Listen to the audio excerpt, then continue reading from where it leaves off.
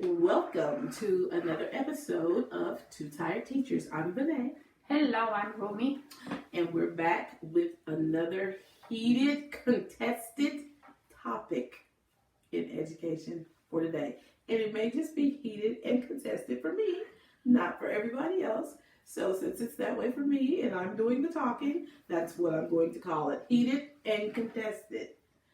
So I'm just going to start with some questions, and I know that you can't answer me directly, but, answer me through cyberspace.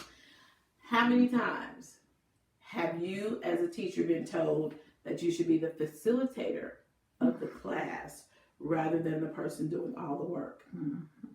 How many times have you heard that students will have more buy-in to what you're selling or presenting if they have more choices or just choices in what they do and when they do it? Like a million? So let's talk about teacher-centered versus student-centered classrooms, because that's what this is about. And there's a lot of back and forth with this, and I know you've heard it even in Teachers College. I know that you've had to have these discussions about teacher-centered versus student-centered classrooms. And now with I will say with the way that society is now, and because students are very techy and they have no attention spans and those kind of things, there is a bigger, I would say, push toward shifting to this kind of mindset. Now, I'm not saying that there's anything wrong with it, but okay. All right. So I can think about when I first started teaching. If you read most of the literature on teacher pedagogy, you will read that most teachers tend to teach the way they were taught. Mm-hmm. So now, she was not educated in the United States. No. So her frame of reference is 100% different from mine. Absolutely. I was taught in the United States. I was taught in the 60s and 70s. Uh-huh. So the way that I was taught is altogether different from how we teach now. And I know that. So with it being said that we tend to teach the way that we were taught, I was taught in a strict teacher-centered environment. Mm-hmm. So that is how I learned, and that is what I knew. So of course, when I became a teacher many, many years ago, I was asked, actually, for part of our senior presentation before we could graduate from college, part of our senior presentation at the college where I attended, you had to write a paper discussing what was going to be your philosophy and how you were going to, on the first day, walk in, what was going to be your thing. How was it going to be teacher-centered versus student-centered? And I know Dr. Martha Gage taught us well. Yeah. And I just verbatim, for the most part, wrote what she taught us. You walk in the door and you're going to have an authoritarian style. Yes. Period. Mm-hmm. And I learned from there that I'm going to start with authoritarian. And then as I begin to know my students, I can release the reins and, change it up to work with the type of students that I have. And that worked for me. Mm-hmm. Basically, every year after that, that's how I started the year. Was my class totally 100% student-centered? Not at all. Because most of the stuff that you read right now when you think teacher-centered, the kids were in roles. It was very organized. The teacher dictated everything. I still even have a plaque that says, this is my queendom. I still have it. I think I even have some, what do you call it? notes, some little notepads that says, from the Queen or whatever for my classroom. So that thing about we tend to teach the way we were taught is very true. And I was even taught that at Teacher College. That's how we were taught. She told us you start authoritarian and then you loosen your grip as you decide how the class is. So as we started to move more towards that whole student-centered thing, even today, it tends to give me heart palpitations. And I'm going to take a moment of silence. Because it does. Having done that for so long, being the one in control, and now you want me to just willy-nilly throw it out there and not be in control, and I have to take a breath. But it can be done. That's the whole point of this story. It can be done. Now, is one way better than the other one? There are pros and cons to both of them. Yes.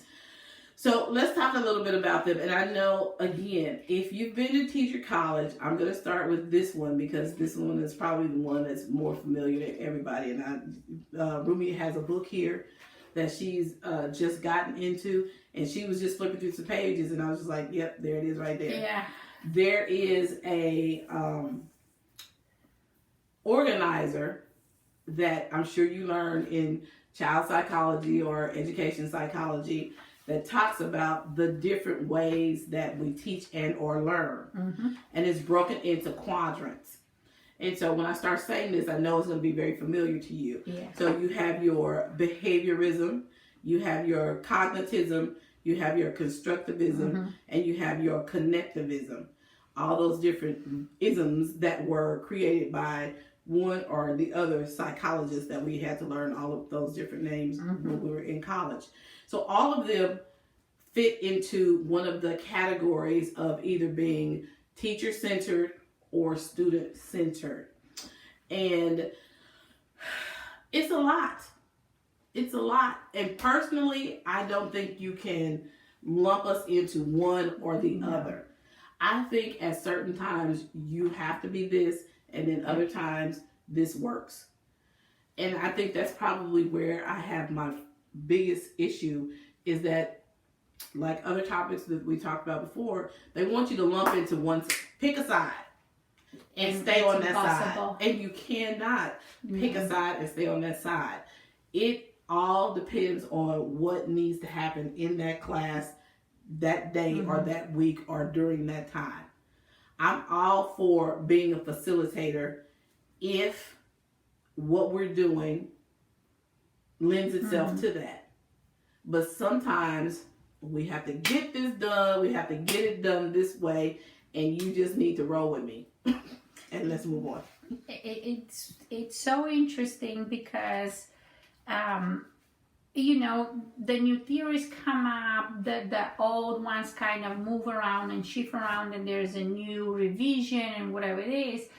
And suddenly you have to go from, no, you need to do just this part. And you know perfectly well that it's impossible. So, for example, and I'm just going to throw it over there, it's like it's very, very good when we talk about student-centered education because you're taking into account the students. But nothing in the classroom will happen if you don't do Pavlov before, and I'm saying it Pavlov, so you will put in the routines. It's that easy. You have to have the routines so you can have the work for the kids to do. I'm not saying the academic work, but just how the classroom is functioning. So we're kind of eclectic. We have to go both sides, and like it or not. There's a name for that. Yes. I saw it. I read it today. It's called hybrid. Yes.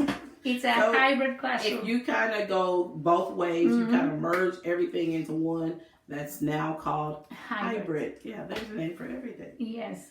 So I totally agree. There are some times where you just have to be that person.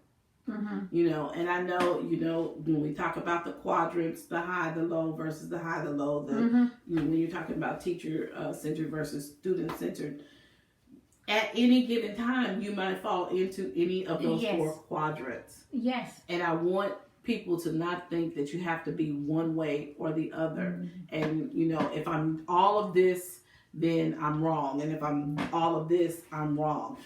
You have to do, to me, if it's truly student-centered, you're going to do whichever of those things is best for the class that you have at that time. And I just don't want us to be stuck thinking this is the best way. It has to be this way.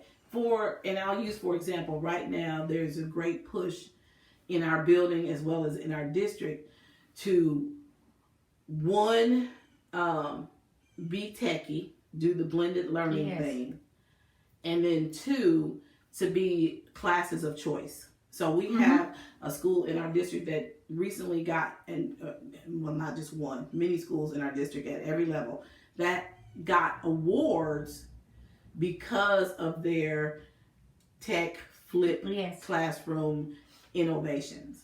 You know, going into this whole student-centered thing, and there being schools of choice where the kids, every day they have a menu. You know, pretty much everything is done via a menu. So the kids get their menu and they choose how they're going to learn, what they're going to learn, when they're going to learn it, and all that kind of stuff. They will go. Right. And the teacher is literally the facilitator all day. I know at one specific school, one whole grade level, that is all they do. So basically, the teacher is just kind of in the room. If you have a question or, you know, something goes wrong, then they're there to help you. But literally, the class is on its own, you know, with their menu, doing whatever it is that they do that's on the menu. It's working for them. Clearly, because they got the award. But does that work for all of us? 100% of the time. No. Would I be comfortable if my principal walked in tomorrow and said, this is where we're going, so next year, this is how all the classes are going to be run from day one? Would I have a problem? Probably. Because I'm not there yet. Now, that may be because I'm old. A lot of it may be because I'm old. No. Yes, and I don't want to do it. Oh. But, you know, I think there could be a lot of debate around this. I think there could be a lot of debate around this. I think you have to experience it first. And with me, I am comfortable doing it both ways. That whole thing of menu and kids going around and choosing what to do, and they plan how to, and they don't move forward until they build the knowledge. They take care of building the knowledge. That's not a new thing. It came from Montessori. Therefore, right? It's not a bad thing. It's not a bad thing. The whole Liberty schools. I mean, this is not, it goes all the way down to Brunner. So it's not a new idea. The fact is that right now, you have to have specific things happening in the school so it can actually work around. And yes, the teacher position becomes, they're actually not called teachers, they're called guides in the classroom. But what you need, if we're going that way, first of all, every single one of the kids should have some kind of device. Not all of the schools have that. Then you will have to have enough materials on a different levels to present to the kids. So that needs time for preparation. And then you have to have teachers that are comfortable with the camera, which happens. Or if not, you kind of get used to, look at us. You know, but is it for everybody? Probably everybody can go that way. Probably, and don't get me wrong when I'm saying that I have a problem with it, and then also don't flip out and think everybody has to be technology driven, because it doesn't have to be any technology involved at all. But since now the big thing is flipped classroom, Yes. that's why she's including the Yes. technology piece. But it doesn't have to have any technology No. to have this kind True. of classroom. That's True. not needed. That correction was good. I to make. think the problem that I have is because we tend to want to box things in. So like she Yes. said, it's changed over time. So I read the first quadrant titles based upon the old psychologists that we all had to learn about in college. So one of the newer ones is talking about if it's and I can't show it to you because we're not that techie yet where I can throw a slide up there and let you We'll see what get I'm talking there. about. We'll get there one day. But the newer one, but I will put a link with the video. The newer one that I found is talking about functionality versus dysfunctional. And of course, if it is teacher-directed, teacher-centered, that's two different terms, teacher-directed, teacher-centered, that more lends itself towards being kind of dysfunctional. And I don't like being having to be boxed in with those kind of titles. Whereas the conductor is what they're calling it. Conductor? And yeah. Oh. Is the one that's probably what they're calling the quadrant where it's best if you're looking at a student-centered classroom. And that just kind of, because I'm not doing it that way, then I'm having a dysfunctional class. I don't see that as being the thing. And I think that's where my bigger problems are. Do they both have pros and cons? Absolutely they do. They both have their pros and their cons. Now, what are some pros of a teacher-centered classroom? Well, the biggest one is it's quiet and it's organized. And you're the one that's in control. Now, that could be a pro or a con, depending on how you look at it. Yeah. If you're one of those persons that you don't want a whole lot of noise in your classroom, you want everything nice and orchestrated, and that kind of thing, then that's a pro for you. Another pro that they have said is because students learn on their own, they learn independence and make their own decisions. Because in a teacher-centered classroom, there tends to not be a lot of collaboration. It's teacher says it, teacher shows you how to do it, then you go do it. It's that simple. There's not a lot of partner work. There's not a lot of student collaboration, so to speak. Because you direct all the classroom activities, you don't have to worry about students missing an important topic. So you are the one that dictates when you do any specific thing. And again, that they put that in a category of a pro, but based on the students that we have, that could also be a con. It just depends on how you want to look at it. But then they say the cons to this kind of classroom is when students work alone, they don't learn to collaborate. One of the bigger things that corporations are saying is a problem these days with getting people to come into the job place is that people don't know how to collaborate anymore. No work team anymore. Yeah, there's no collaboration. So that's a problem as we're looking at, making these students lifelong learners and preparing them to go live in the centuries to come. They have to be able to collaborate and work with other people and be problem solvers. Another con in a teacher-centered instruction can be boring. You've been to college and you've been in that class in high school or middle school or wherever, where my high school math teacher, God bless his soul. Was it that bad? I think he was military on top of it. Oh. Ex-military. Buzz cut the whole thing. Again, remember I graduated it in the 70s. So buzz cut the whole thing. I mean, literally algebra 2. I don't even know how I made it through algebra 2. I don't know how I made it through algebra 1. I don't know how I made it through trigonometry. I don't know how I made it through any of those. And he taught them all. And he just stood at that board. I sat in the very first seat as soon as you walked in the door. Literally, he had that white shirt on, starched and pressed, that black tie, and those black slacks. And he stood up there and he talked, and you did it, and that was the end of it. Yeah. I could not tell you today what I learned in any of those classes all 3 years. I'm product of a communist-centered education in a ex-communist country that teacher all of my teachers. So I know what she's talking about. I just couldn't choose one because they all were like this. So yeah, that was my idea of education on that time. And this last con goes right with what you said. It says teacher-centered instruction doesn't allow students to express themselves, ask questions, or direct their own learning. Nope. It's my way or the highway, period. Yes.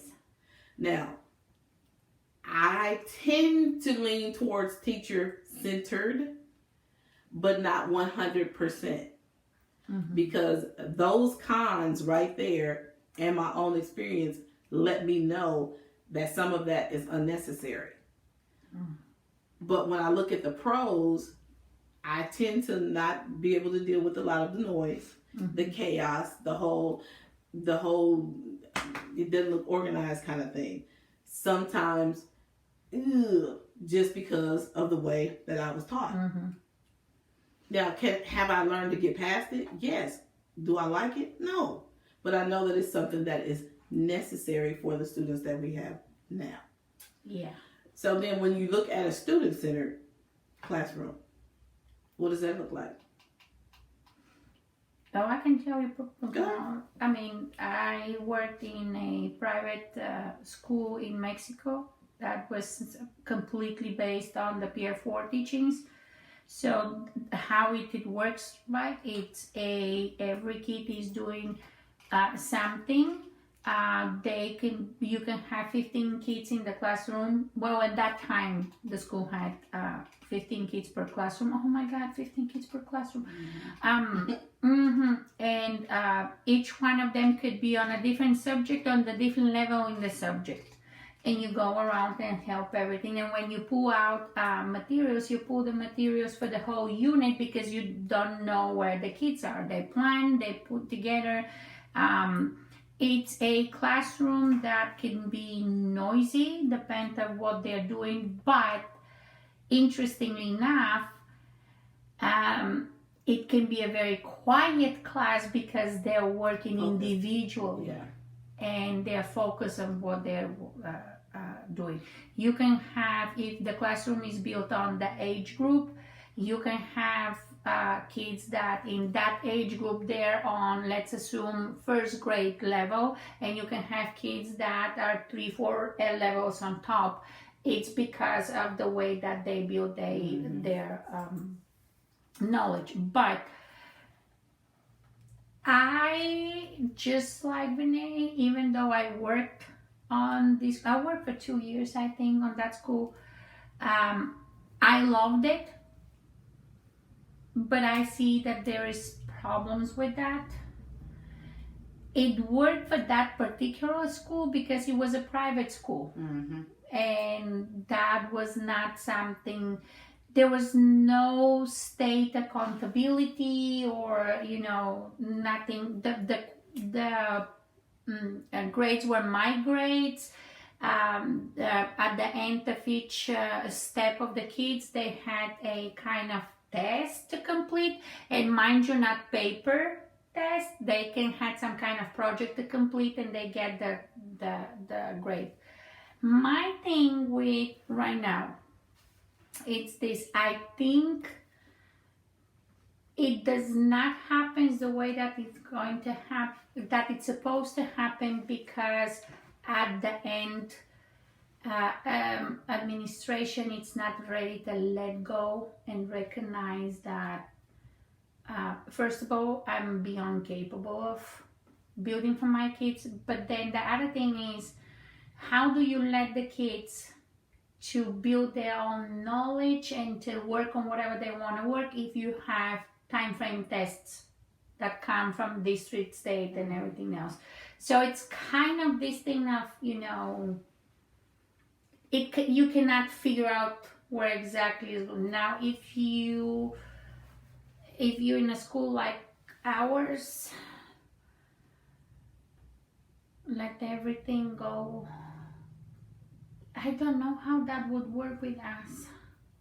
I'm trying to figure out if Students Central should be, because the way that it's taught right now, it's more about the academic part and building of the knowledge, but it's not looking at the social, cultural, and the behavior and growth of the kids. So I don't know. I'm kind of indecisive. Could I do it? Yes. Right now, I'm not in the situation where I would work the full presentation. Right. So if you're looking at pros, and I'm again reading verbatim, some of the pros they say with student-centered, which I don't disagree with, No. are students learn important communicative and collaborative skills through group work. We do this. We do. We do. We do. Guided practice and partner practices. We do Yes, do those we do things. this. Students learn to direct their own learning, ask questions, and complete tasks independently. Here's where I have Yes. issues, because the students that we happen to teach, and I'm speaking specifically to our situation, the students that we teach are not in a place, or they've not been, I guess this would have had to been a process that started with them in the primary, Yes. so that by the time they got to intermediate, this was already built in them. Not saying that it couldn't be taught later on in this grade level, but like she said, at the interest of knowing that our state is big on state competencies, we don't have time for you to be in the 4th or 5th grade, and we have to teach you how to ask questions, how to work independently and complete it. Yeah. We have a huge issue with getting students to complete anything. So leaving them to their own devices and expecting them to complete it, we would never, ever get any, and I'm stressing that, and I mean it with all the love in my heart for my students. They would never finish anything if we left it to them and their own devices. So I feel like had this way been taught to them as small children and already put that foundation in them, as we move toward this, it would be easy. But am I saying that it's impossible? No. I'm not saying it's impossible, but with the constraints that we have on us specifically, you couldn't get me to do it. Not 100%. Another pro, they say students are more interested in learning activities when they can interact with one another and participate actively, which is for us is another issue, because we do a lot of partner type practices. We sit in tables of 4. We don't sit in desks. We sit in tables of 4. You always run the risk of Rumi's going to do all the work at the table, and the rest of us are just simply going to copy what she has done. Yes, it happens. So we have a lot of students who have gone through their whole elementary career in the same class with the same students. They know who the students are. They get the better grades. They purposely want to work with them because they know this kid can do it. Yes. I can literally tell you right now that we know we have students who are passing daily work based upon the fact that they're working with somebody who can do it and they can't. And it always conflicts with their test scores because they can't perform on the test because they're so used to, working with a partner or working with their table, and they get those grades because the whole table gets the grades or the partners get the grades together. And I don't have a problem when they're actually working. Right. Because, sometimes the kids that actually know what they're doing, they're even better in explaining what's going on. Oh, absolutely. But majority of that situation that we have, you have one kid working and that one straightly copying. And you trying to implement different activities, different strategies, so they can both work and interact, like the outing out and things like this. And yet, when the basics are not there, it just becomes, I'm calling it faking it. Yeah. They just fake doing it so they can get the work from the other kid. So it's an issue. I'm not saying and that. I've even tried to implement where if Rumi and I have to work together, I'll say, you're going to do the odd problems, you're going to do the even problems, then we're going to flip.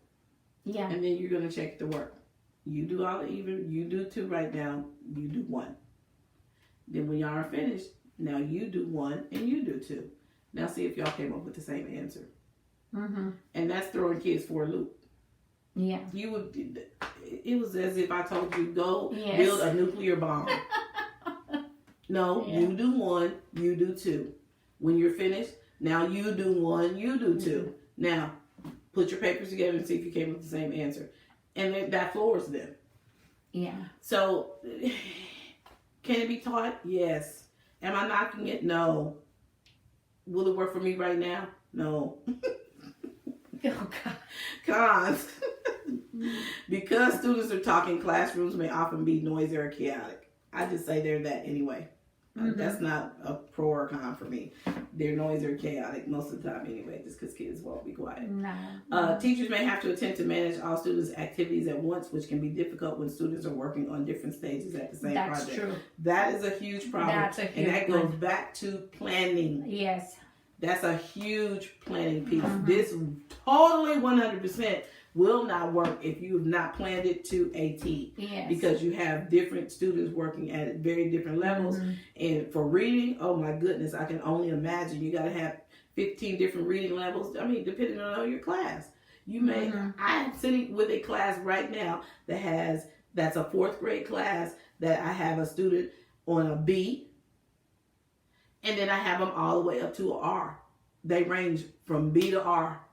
Yeah. That's kinder all the way up. So I can imagine being in a reading class and having to have a passage, like literally 5 to 6 different level passages just to have the whole class function. So this is when the planning, if you're not good with planning and being detail oriented, this will be a problem. Yeah, sorry. And the other thing that is very interesting, for that to work, because especially the first year, the load is so big on the teacher between videos, between guided practice videos, between the different reading levels, between even you orally recording whatever you're reading and to put it out. It's an enormous load of work. So if the team on the grade level and it's not working together well, that's another con. It's the workload is just going to be unbelievable, and it should be separated between the teachers. And if that does not happen, then it's just going to tumble down because it's too much work, specifically the first year. I'm not saying about the second year, the first year, because by the second year or third year, you have a backup prepared of activities and videos and everything else. But the first year implementation, it's going to be a lot of work. And this is another one of those things where, even though I'm not a techie person, so to speak, this is where I think technology helps if you have really good programs that lend itself. And I'm not vouching, I'm not advertising for this particular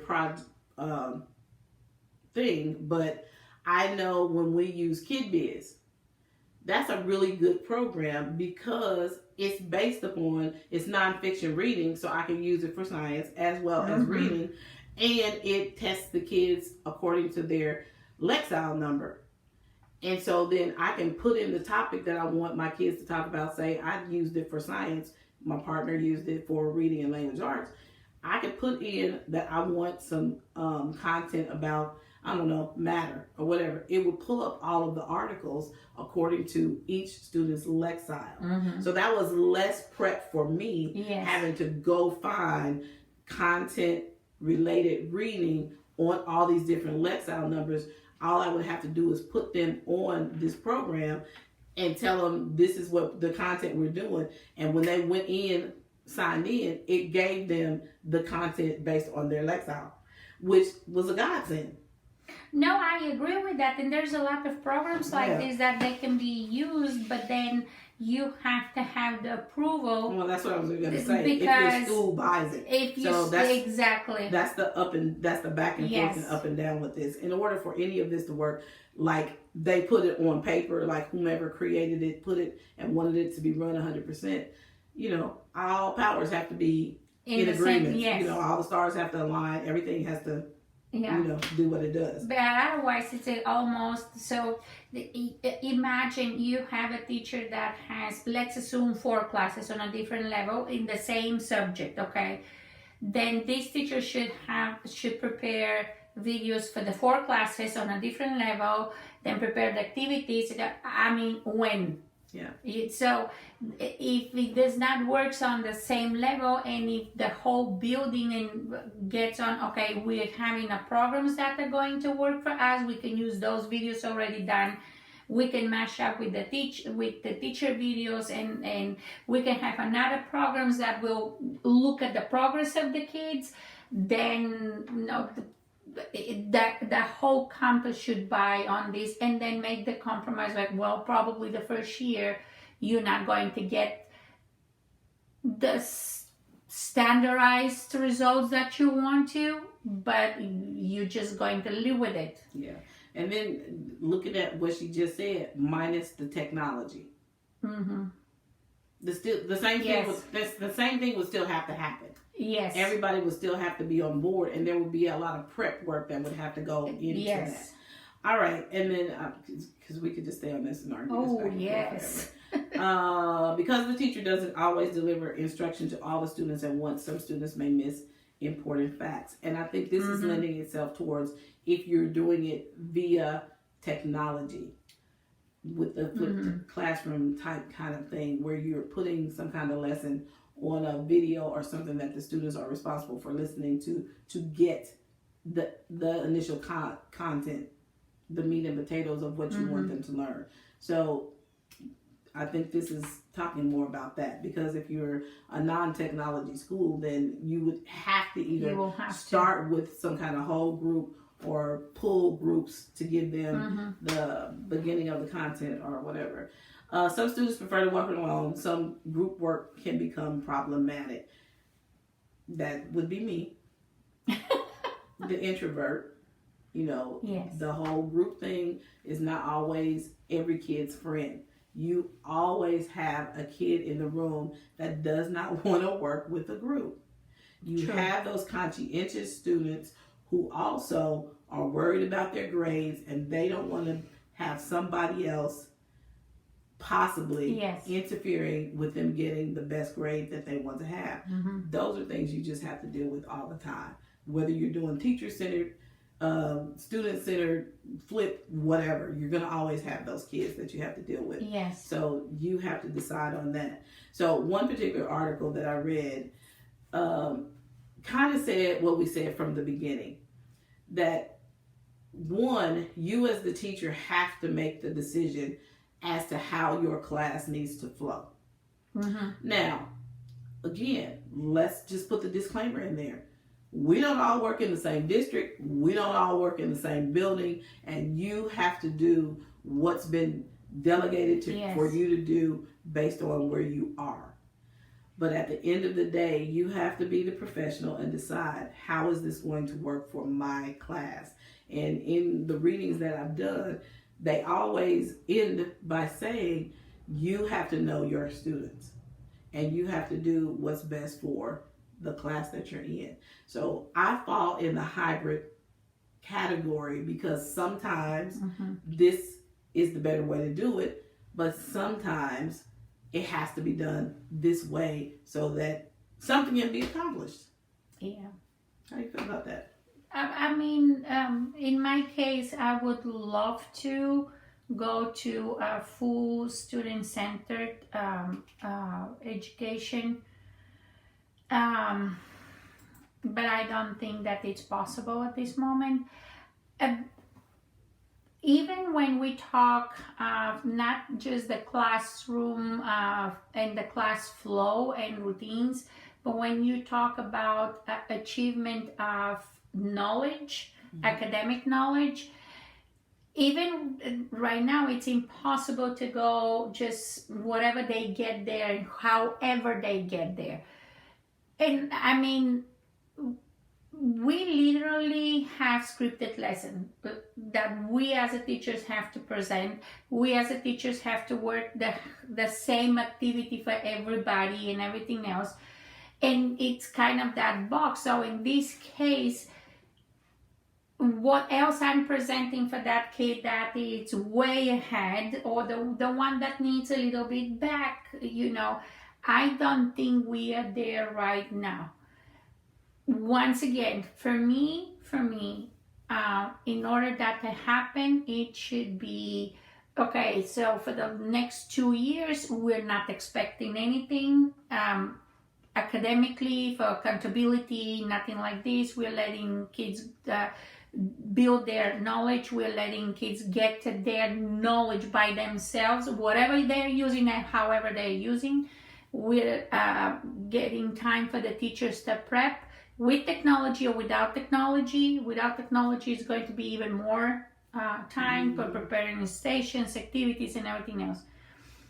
I don't think we are right there right now. In my particular case,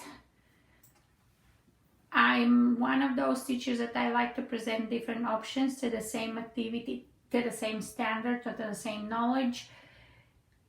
But I'm not in a classroom right now where the classroom can function without me setting certain limits. I have to do it, like it or not. I have to do it. I have had classrooms that I can pretty much leave the building, right. And if somebody asks for me, the class will say that I'm somewhere in the restroom, for example. They can manage by themselves, but this is not my situation right now. I am, yes, just like you, hybrid right now. For sure. And you will be happy to know that there is now a new quadrant organizer. Oh God, there we go, another one. Yeah, there's a new one. And this one has to do with being student-centered versus teacher-centered and high-tech versus low-tech. So they've integrated the two. And what I found interesting about this is that everybody is going toward flipped classrooms, and flipped classroom falls in it. Although it is high tech, it is on the teacher-centered quadrant. Yes, which I find very interesting because everybody thinks, oh, do the flipped classroom, and that's student-centered because they can read it at their own, they can look at it at their own level. No. But that's really teacher-centered because you are deciding what goes into that whole flip thing. So no, and that's two different. Yeah, and if I'm presenting the video, they will still get whatever I want to say. Yep. That's it. It's not. And the things that fall on the student-centered high-tech side, game-based learning. Oh God. Inquiry-based learning and personalized learning. Yeah. Those are the only three things there that are in both high-tech and student-centered. And I can see it. Yes. I can see it. I just thought that was really interesting. But I know because everybody's pushing everybody toward the flipped classroom or the blended learning kind of model, you would just automatically think that's got to be 100% student-centered. And it's really not. I just thought that was interesting. And then again, I'll put this link on the video. This is part of the discovery for the kids. And that's the only way that they are going to do it, if they play. And mind you, it goes high-tech because we have a lot of programs now that work as a games, not just sitting and watching a video and answering questions. They're literally games. But does not mean that it has to be a game on the computer, on technology. Just playing, kids learn. That's the big learning and discovering, and that's how we majority of the times, not majority, that's how we learn. Playing with kids. There it is, the second level with Piaget, and there is nothing to say that it's not. But yeah, it's self-discovery. Yeah. And that's funny because I had put this quote that I read that somebody else quoted from Nietzsche. And it says, unless you have chaos within you, how can you give birth to a dancing star? Exactly. Which this is what this is all about. Because at the end of the day, that's what we're trying to create, a dancing star. Yes. A problem solver, a Yes. creative thinking being. So are we saying don't be student-centered? No. No. But are we saying that you have to 100% chunk the whole teacher-centered thing? No. Mm-mm. We're saying that you have to know who you are teaching and what's going to work best for those students that you're teaching. So if you're doing menus and you're doing a flipped classroom and you're doing all those things, hooray. Especially if you're getting the results that you're looking for. I'm all for it, but I am saying let's not try to just lump everybody into you either have to be this or you have to be that, because that's one of the problems with education as a whole. Yes.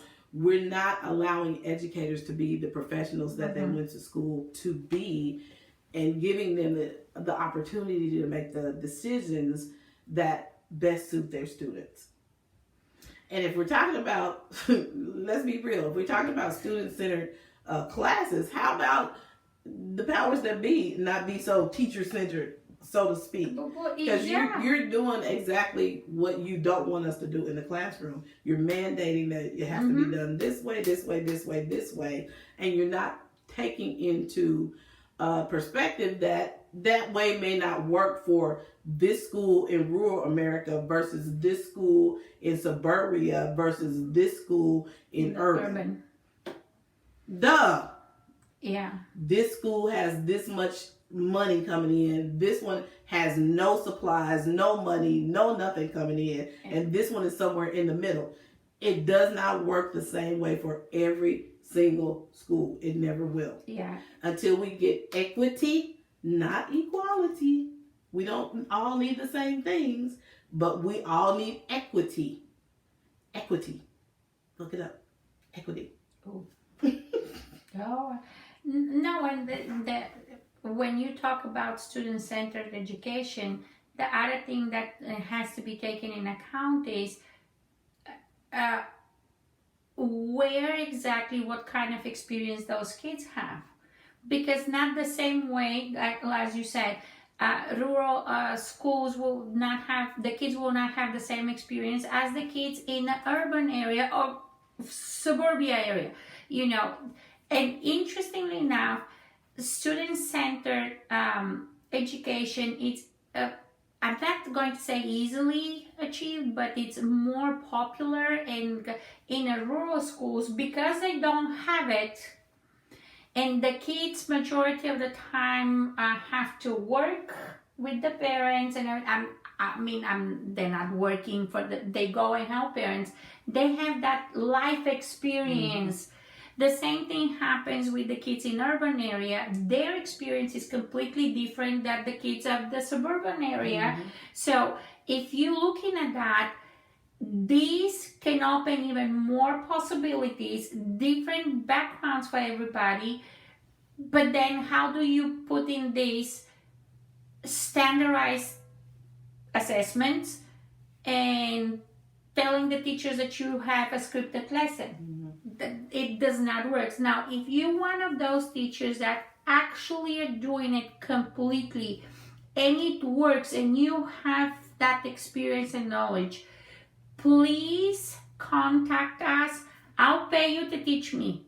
It's not that much that I can pay you, but I'll pay you. I really want to see what are you doing and how you're doing it, because I have been struggling. I want to do it, but I'm constricted, not just from the part of the administrative part, but my part is like, do I really want to be just a guide and not the queen of the classroom, you know? But please contact us and tell us how that works for you, and teach us how to do it. Yes, please. She'll pay you. She will pay you. I said, not that it's not the teacher salary, but I'll pay. I want to see how that works and just talk to us and tell us how it works for the whole campus. What agreements do you have? How do you separate the workload? If you're not a full technology campus, how do you approach the different activities for kids? I really want to learn on that part. And I really am going to talk to some educators around where we are to see if we have any of those experts that can come in and talk with us about this at a later date. Because I'm interested in it too. Because, you know, we know that some of the things that were done in the 70s when I went to school are antiquated and they don't work anymore because we have a different type of students now just because of society. So I am aware that some of those things don't work, but all of them don't need to be trashed. We don't always need to throw the baby out with the bathwater. And that's my opinion, mine. That's the disclaimer. It is my opinion. It is not the gospel. It is not law, but it's my opinion. But we are going to look for some people that we can bring in who have that experience, a positive experience, and they can share with you on how they accomplish those things. Yeah. So that's coming up in the near future, as well as us learning how to put some slides up here so that we can show you what we're talking about. I'm trying. We're learning it.